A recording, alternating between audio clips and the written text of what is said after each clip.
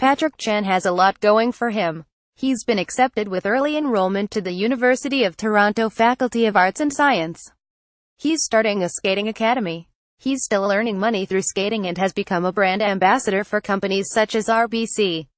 And he recently announced the launch of his sparkling wine, a 2011 Blanc de Blancs made from award-winning Niagara winery, Flat Rock Cellars.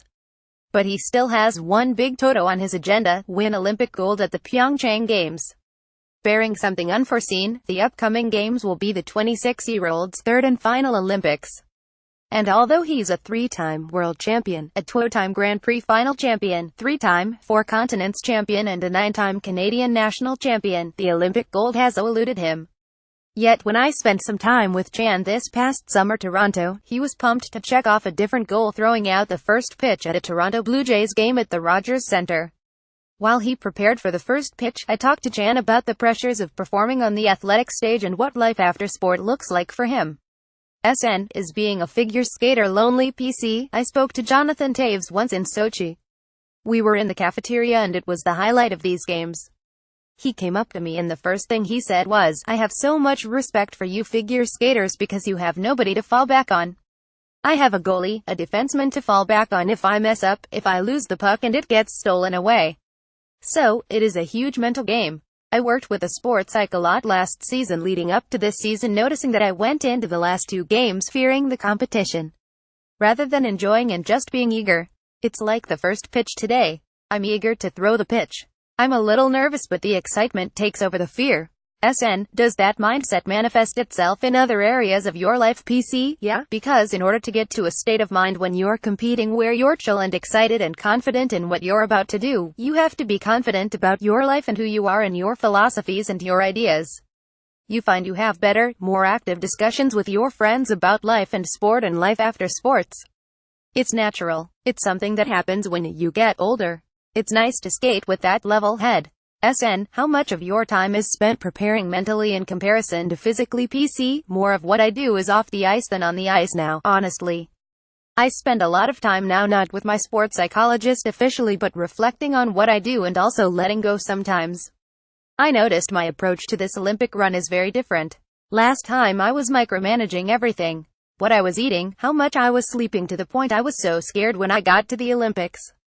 Now I'm like, no, I have to let go of some things sometimes. You've got to trust your gut. At this age, with his level of experience, I can trust it and know that I can just let go of things and not be looking at things through a magnifying glass. You're competing against 17 and 18-year-old kids who can't even drink. You're 26 and a veteran, but in every other walk of life you're still considered young. Is that weird? PC. Super weird. I tell people I'm old. And they say, "Are you kidding me? You're 26. But in my sport, I'm competing against Nathan Chen, who I'm almost a decade older than. It's frustrating at the beginning because it comes so easy.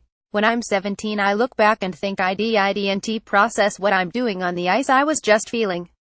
That's the best time to compete and the best time to be an athlete. As you get older you become more body aware and mentally aware of what is going on.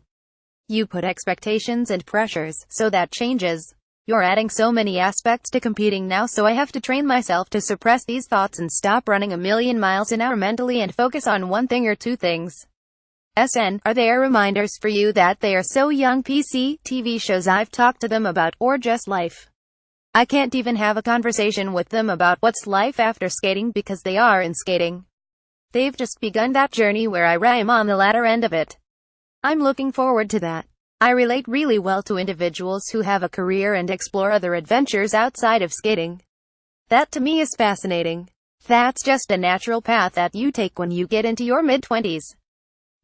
Are you certain life after skating for you is after these games? PC. I'm already 99% sure what I'm going to do after, no matter the medal, no matter the result in the team event. My best performance I've yet to give outside of skating. I'm looking forward to adapting these tools I've learned in skating for this beautiful life I have ahead. What does life after skating look like for you? PC. It's different for every skater. For me, I love Canada, so I'm definitely coming back to Canada and the people. They've been so supportive. I have so much to give to skating in Canada. Looks like I'm going to be creating a skating academy in Vancouver, partnering with Hockey Canada to promote just skating. Whether it's hockey, figure skating or speed skating, we all start from one place. Hopefully we can develop a program where we can all win medals and be more successful in the international scene.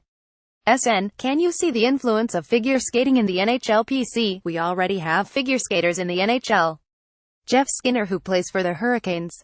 He was a very good figure skater even at the national level.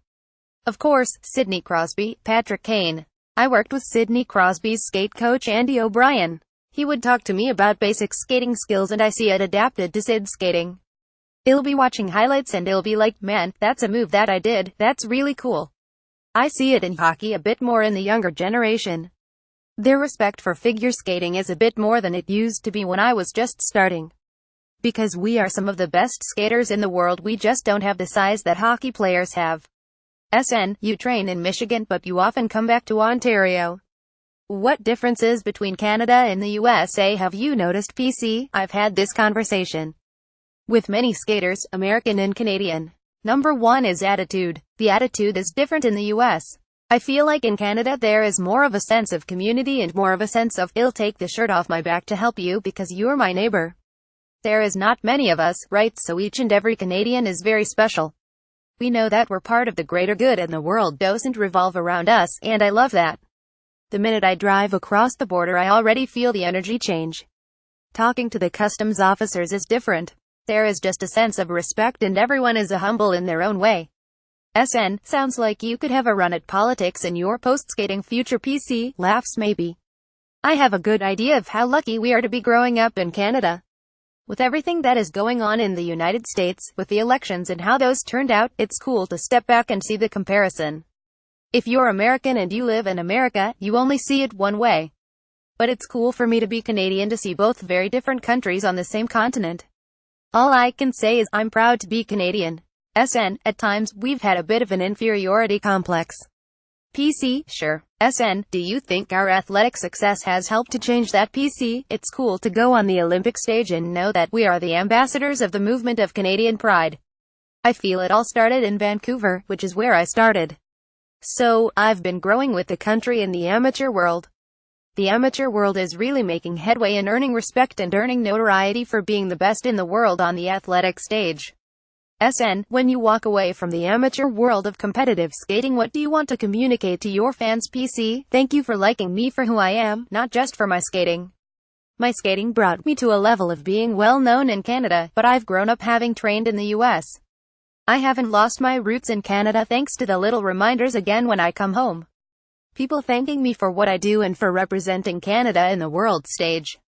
That reminds me when I go back to the US that I'm doing this for myself, but I'm also representing the whole country without expectations.